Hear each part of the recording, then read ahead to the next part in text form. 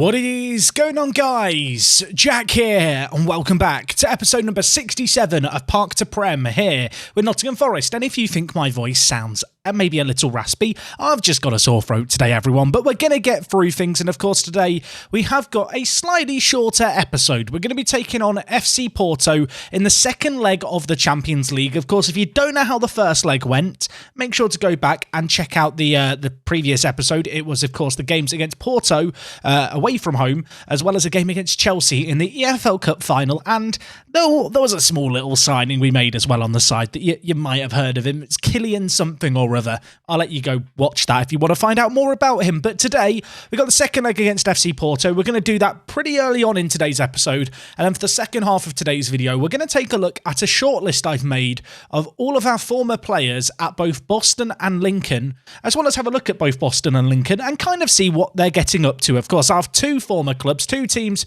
who led us to where we are today. And if I'm honest, we've kind of ridden a horse into the sunset, kind of left them behind. But albeit 8 years ago, we left Lincoln, and well, for obviously Boston, it was over a decade now. But they're two teams that we hold near and dear to our hearts, and I think we owe it to them to see what they're up to. But before we get into that, of course, today we are going to have this Champions League first knockout round second leg. 2-2 after the first leg was really not ideal. Lots to be done here, but 2 away goals puts us in a reasonably nice position. And well, since we're last here, we've done pretty well on the whole. We beat West Ham 3-0 in the FA Cup with a rotated team. Mbappe, he got a goal, everyone. He did it. Round of applause, please. And, well, we did pretty well in the next game as well. We took on Brighton and beat them 5-0. Yeah, emphatic, to say the very least. Their sending off definitely helped us out. Kylian Mbappe in this game got another goal. He got his first ever goal in the Premier League. It's only taken him to 35 years old to achieve it, but give him a round of applause. As you can see, following on from that, we took on Burnley, where things weren't quite as plain sailing. In this game, Gonzalez took the lead for us, a really nice finish by him, and, well, Burnley did score against us. I will hold up my hands and admit, in this game, this was one of those Football Manager games where I started the second half, then I left my desk to do something. I came back and the game had ended and it was 1-1. I mean, look, it's a video game at the end of the day. Not my best moment in management, but a slightly better moment in management was the game against Leicester. A 3-1 win in this one. Great to see. And also the rotated team doing bits after we went a goal down early on. Pressure on our shoulders, perhaps, when Leicester scored within the first 5 minutes, but we bounced back well. Ionu scored to make it 1-1 at the break. And in the second half, Gaston Gallardo, he's turning out to be a really good bargain buy, this man. He's broken into the Argentina national team and scored goals. He's scored plenty of goals for us this season.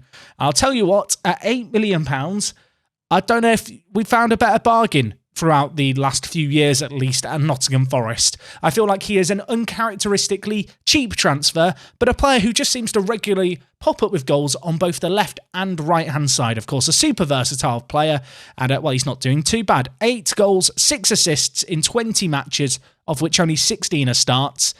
That's really not a bad little contribution, if I might say so myself.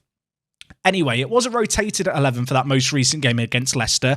What that means in terms of the squad for today is that we are pretty much at full strength, ready and rested and raring to go. Hoping for a good little performance here. You can see here in terms of the last kind of ratings for the last 5 games, the average ratings. Defensively, we've been top drawer. Looking for a little more from our strikers today. Hopefully, they're going to be able to deliver. And well, hopefully at the end of this, the dream of getting a Champions League won this season, which in my opinion, I say it like it's an impossibility, the dream. No, this is something that to a weird degree, I almost expect us to do this year after improving from last season. Look, if we can get a win here, I'll be delighted. If we fall short here, it is nothing short of a disaster. And for as good as Porto are, and don't get me wrong, they're not a bad team. With Jude Eze, their star man, there's absolutely no denying we should be beating them, and we will hope to beat them. Of course, a bit interesting to see Eze playing up front for them. The former Tottenham man, if I'm not mistaken. He's an English under-20 international once upon a time. Gone to Portugal to ply his trade. Actually scored against us in the first leg. Hopefully here, we're going to be able to shut him down and get a nice convincing win. If we don't get that, if we do get knocked out, I'm not really made a plan B here. I'm just going to sob and cry, and we'll be wishing that next season comes around faster and faster. But anyway, let's see how we get on here. This is a game that we need to be winning. I can phrase that kind of phrase in as many different ways as I want. We have the quality. We're at home. Early goal would make me very happy. Piotr heads straight into the hands of Drakowski, who, of course, made some phenomenal saves in the first leg. And, well, he and Piotr, they're going to be familiar with one another in the Polish national team. Not the most likely of rivalries, I suppose, on the pitch that they're going to come head-to-head, a centre-back and the opposition goalkeeper. But on that occasion, the keeper did come out on top. Piotr, though, to Largo. Dink towards Gonzalez, running down on goal. No one really in support. Lind and Erk to his left. Lind, Erk, nice build-up play. Erk, finish that. Lovely finish in off the post. Oh, things you love to see. A goal inside the first minute. You love to see it. You love to see it. A bit of fortune, actually, about the way it fell to Erk here. I'm hoping this is not going to be a dramatic field game. I'm hoping this is going to be nice and plain sailing. I don't need any more drama right now. I want a nice, relaxing result before we look at perhaps a sombering sight at Boston United, who, minor hints, they're not doing very well. Anyway, Navio with the throw in here. Goes short to Lind. Back to Navio. Lots of space for him to knock it past his man. Whips it in. Poyana's there. Oh, that was a really nicely worked throw in. Threw it short. Gave it back to the Navio, who just, well, he just started running like a blooming cheetah, didn't he? He just took the ball out of his stride and ran. Just a burst of pace that caught out the defenders. Pulled it back to Poyana. They were queuing up in the middle. Poyana's the man to took it away. The left midfielder with the goal, and now the right midfielder with a goal for us as well, which is really nice to see. I feel like Poyana this year has been a bit of a revelation. Of course, we changed some stuff around tactically. Nothing major, just switching the winger to attack rather than support. And it has made a massive difference in terms of how we play. As, oh my word, we hit the post once, and I thought that was going to be the end of the highlight. It's not going to be. Lind smashes it into the bottom corner. It's a goal from, well, I guess a corner, if you can say that. Largo whipped it in. It was Piotr who actually won the header, hit the woodwork, cleared away, but only as far as Largo. He put it in.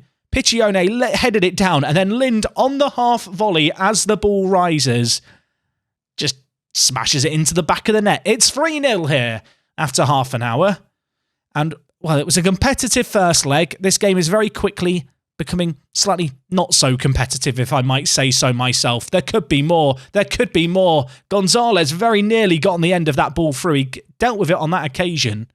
Not sure about his decision to throw it short, though. Porto, they look like an absolute mess right now in this game. We are all over them, causing them all kinds of issues. And, well, with 60 minutes left, I imagine they're hoping that the referee's going to, let them off the hook here, let them tap out. Unfortunately, this isn't the UFC, this isn't MMA, there are no submission rules. You have to play all the rounds, all the time. And, well, right now, it's looking pretty blooming good, isn't it? If we bottle it from here, I'll delete my YouTube channel. I shouldn't say stuff like that, because it could happen. I don't think it will, but it could happen. One day it might. No, I'm feeling pretty confident at this point. We have been dominant at home. It makes you question the first leg. I did feel like going into the first leg against Porto, we should beat them relatively convincingly. And to be honest, we just didn't really turn up as much as I would like. So far in this game, though, it's been a much, much better performance. Let's bring in Ramirez. Let's bring in Ionu. A couple of youngsters who need game time to develop. I feel like bringing them in for the Champions League knockouts. It's a pretty, high rep competition. It's a pretty big stage to play some minutes on. Can only be a good thing for their development longer term. As Sampaio skips past his man, it's laid off to Largo, and oh my word, I think the keeper's turned that round the post. Exceptional passing there in the early phase of play. The ball knocked around nicely as we made our way into the box. On that occasion, it's going to be dealt with, and I'm going to assume at this point this corner isn't going to lead to anything, but it could. Ionu, take it all back, Jack. Chance after chance after chance. I thought the initial highlight was kind of the highlight, but no, Ionu with his 50th goal for the club. I feel like Ionu's contributions go under the radar. He's a bit underappreciated. He's a blooming good striker. He turns there, swivels on his left peg, smashes it into the bottom corner. Really, really nice goal. And at this point, I don't see Porto scoring 4. I don't want to disregard a team, but based on what we've seen so far, I'm like Doctor Strange. I've looked into the future. I've seen thousands of possibilities. There isn't one where they come back into it. Maybe I should have looked into an extra 1 or 2, though, because they have got a goal back here. It's now 6-3. Might have to have a bit of an inquest into the defending there, because it's a bit shameful, isn't it? Neto, aged 34, turn of pace, gets him by, tucks it away very nicely, to be fair. And the way he pulled the ball out the back of the net, it was like he truly believed there was a chance. Anyway, Sampaio to Poyana. Has he been fouled there? He's fallen over. The referee's blown for something. I mean, even if we've got a penalty, this is Nottingham Forest. We don't score these, so there's no point in expecting anything to happen. It is going to be a penalty. It's going to be Poyana to take it. I think he scored one of his first 3 penalties this year. Needs to sort out that conversion percentage. Can he sort it out here? He can. Smashes it into the bottom corner. Oh, that's a nice little goal. He's got 2 for the match now. It's 5-1. Showing our class, showing our quality. I feel like in the Champions League this year, if we can get a draw away from home in every single match in the knockouts, at home, I will always back us to bring a team to our back garden and just give them a good old beating like this. This has been just one way from the off. Porto bullied on and off the ball. We've been the first to pretty much everything. Run at them, not really shown any fear in terms of our approach, and been fairly clinical as well, although you could easily argue we could have scored 1 or 2 more from the opportunities we've had. Navio, Lynn trying to pick out a man in the middle. Back to Navio. Erk now turns, hits it. It's getting a bit much in it, this.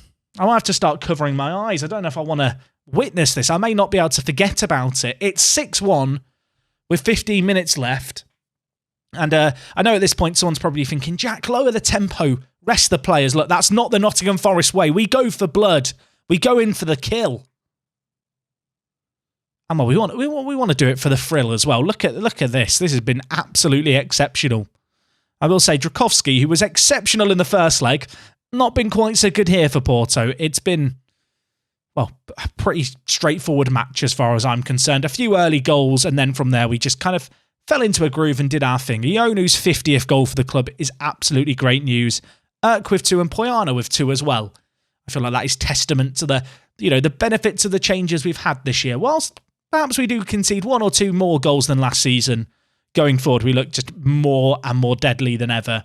Erk, man of the match. He's put on the show. He always puts on the show, does Erk. He has his own TV show. Do they not know? But no, good performance. We get £8 million for playing in that round. That's pretty useful, because one thing I've not talked about is, obviously, in January, we had loads of players join us, you might remember. There were loads of youngsters that we had agreed to sign. Players like Adebayo, players like Ballo as well. Really good players for the future who, well, weren't really coming in for small sums of money. For some reason in my mind, I thought that money had left our bank account. I thought we'd already given the money over for that.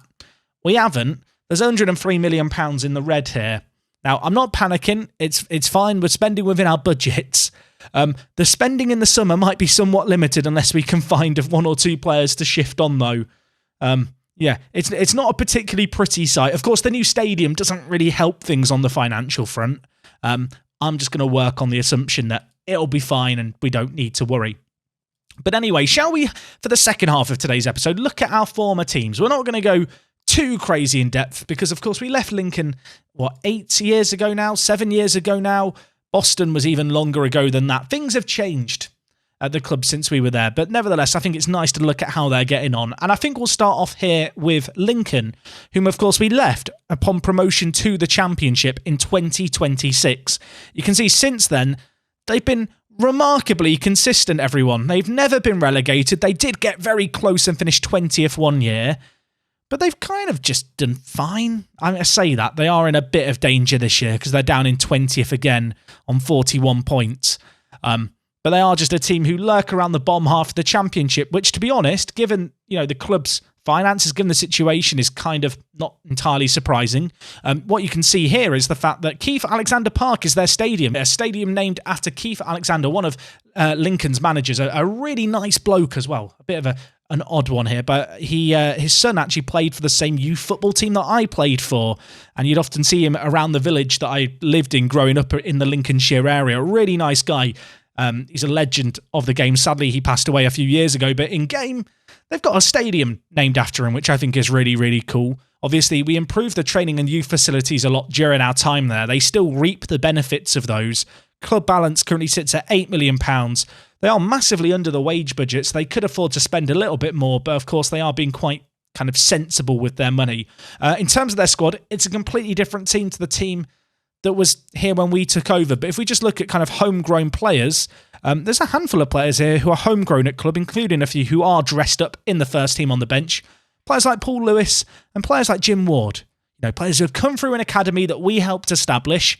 And it's quite nice to see them playing regularly in the Championship, albeit in a team who I think are pretty much destined for the foreseeable future to just kind of languish in mid-table kind of Championship football with the odd risk of going down. The Championship is such a competitive league. Financially, it's difficult, obviously, for them to compete. They have sold some players for pretty big money over the years. I did look at this not that long ago. A couple of years ago, you can see here, they sold £32 million worth of players, which I assume helped out with the stadium. Players like Justin Jones here, who came through their academy, they sold on for £16 million. Since then, he's played regularly in the Premier League, which is pretty cool to see. I also had players like Peter Okafor as well, someone that they signed, you can see here, for £2.7 million. They were able to sell him on to Deportivo La Coruña for some big profits. So it does look like they're being run reasonably well. Unfortunately, the same can't be said for Boston, who right now, I mean, they've recovered a little bit. They are now in 16th with 6 games left. They're not going to get relegated, I don't think, which I suppose is a silver lining of sorts. Looking at their club, obviously you can see them here. They are 16th in League Two.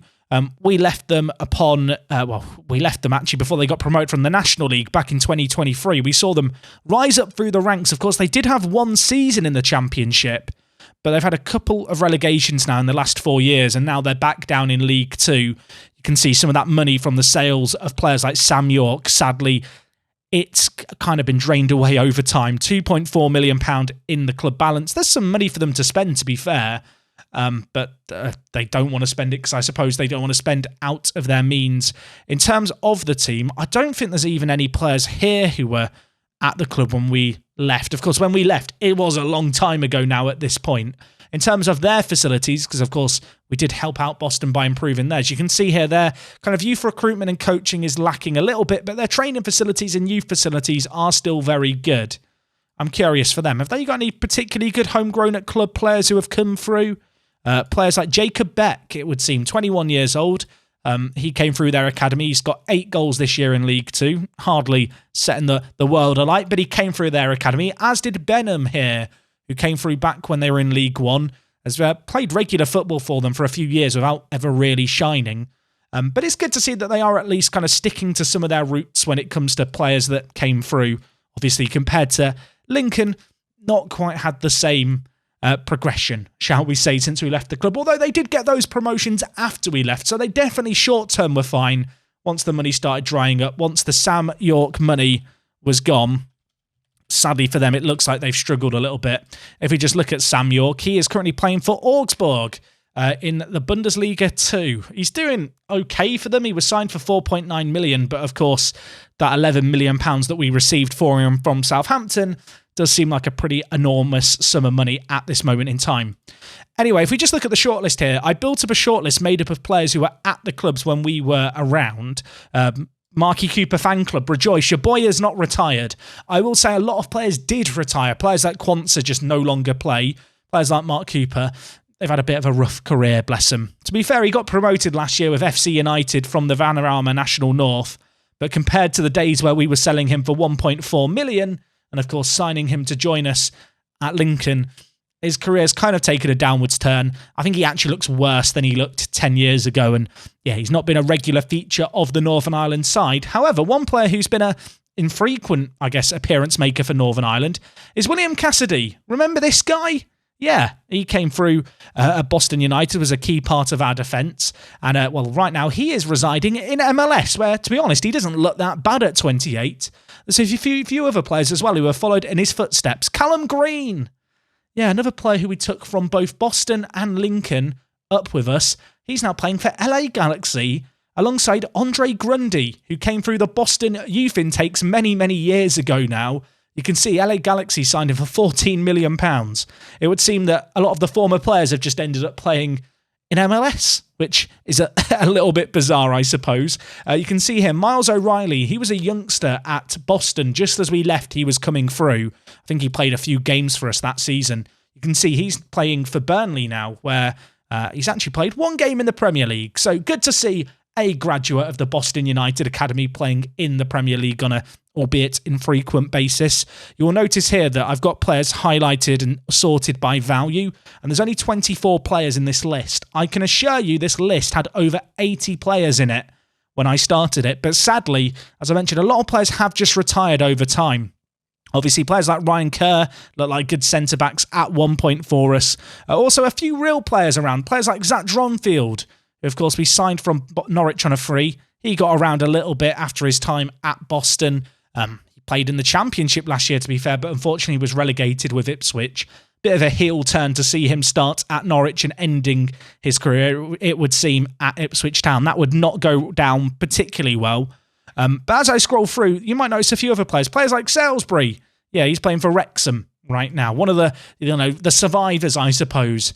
Much like a few players in this list, I feel like he looked way better than when we had him than he looks now. Although maybe that is just my memory kind of failing me. I just remember these players better than they actually were, unfortunately. But no, on the whole, it's cool to see so many, familiar faces. Players like Andy Lyons, who is currently a free agent. Yeah, remember when we signed him for Boston? Everyone said he was a bad transfer. Was he a bad transfer? I mean, when you look at the rest of his career, maybe he was in hindsight, but hindsight is a wonderful thing, and that's the excuse I'm going to stick with. You can see Dermot Mee playing in Northern Ireland, playing in the Dance Premier League for Cliftonville. Is really, really cool to see, them still around. I didn't really realise how many Northern Irish players we had, but it seems like a lot of them, alongside the Irish players as well, have just kind of gone back to their home nation to play football upon struggling to get anywhere in England. But no, on the whole, a lot of the players that were here just, they're not here anymore. But at least a few of them made it, right? Let's look at the players at the top. They were the real success stories. John Webber was one player who we signed at Boston, who didn't really play for us when we were a manager. But as you can see, he's gone on to have an okay little career playing at a League One level. The kind of player that if Boston had held on to, maybe they wouldn't be struggling as much as they are now. But anyway, that's a little bit of a where they are now. Of course, it is a long, long time ago that we were managing both Lincoln and Boston United. A whole lot has changed over the last kind of 8 years in the case of Lincoln, over a decade in the case of Boston. It's a shame that Boston aren't still going strong, but nice to see Lincoln going well.